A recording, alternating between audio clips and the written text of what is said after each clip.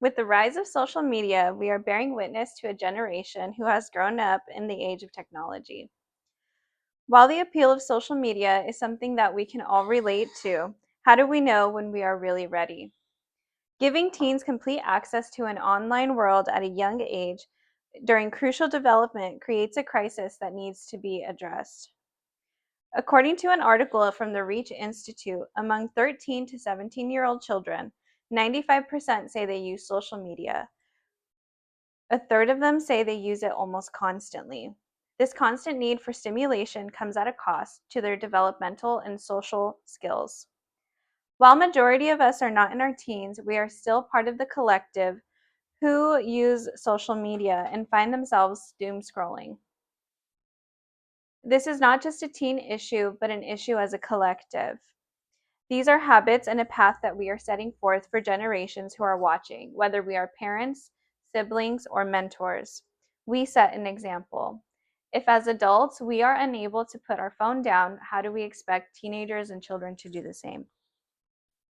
As a parent of a teenager, I have experienced firsthand the struggle with social media, and also someone who finds himself a victim to doom scrolling. I acknowledge that this is an issue. These apps are enticing and are specifically designed to keep us engaged. Social media is a crisis. Is this without a solution? I don't think so.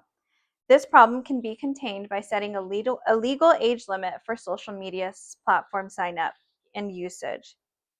Because of the age verifications for social media platforms, the government should impose a legal requirement to verify your age through uploading your identification to the social media platform.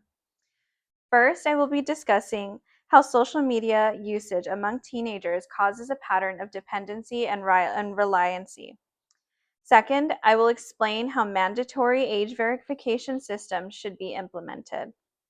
And third, I will explain how the regulation of social media limits for teens will positively affect their development.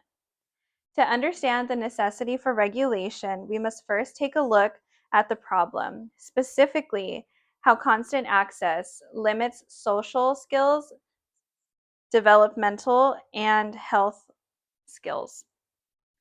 Due to a constant accessibility of social media, this has created a dependency. The dependency on the need for constant stimulation has replaced natural developmental skills.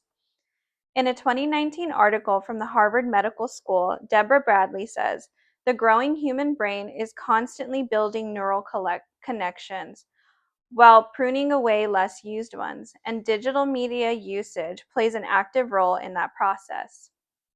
Rich Much in the same article says, screens provide impoverished stimulation and children needs adverse menu of online and offline experiences, including the chance to let their minds wander.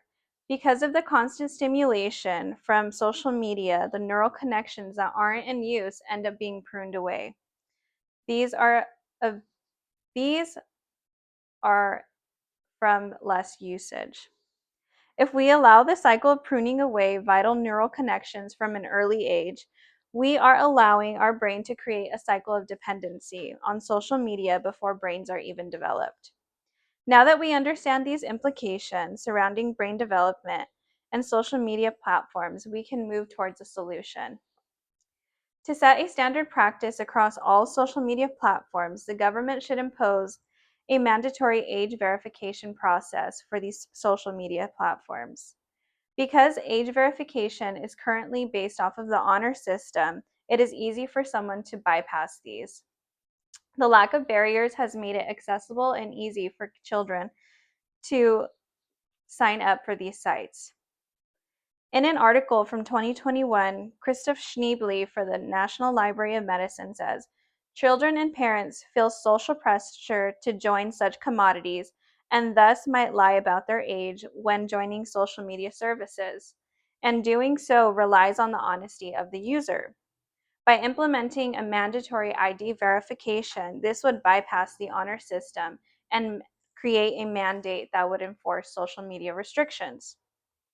Now that we've established a step towards a solution, we can look at the outcomes of this policy.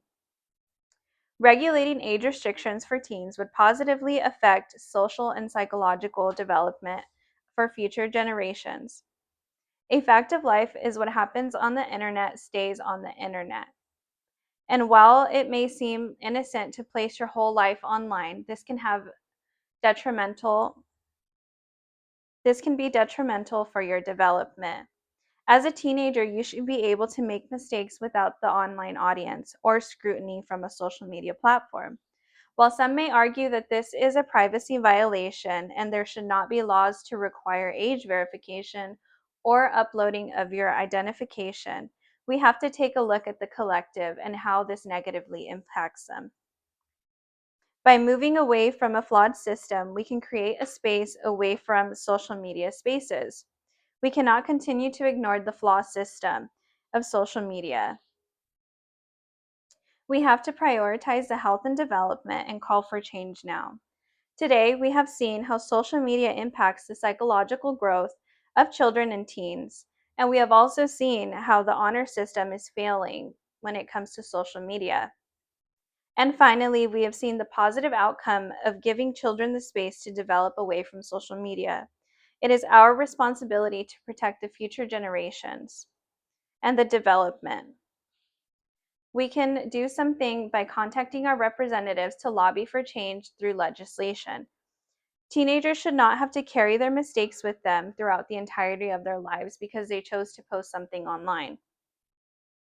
We as adults are responsible for the future generations and responsible for creating a space where they can grow up freely and away from online scrutiny. Thank you.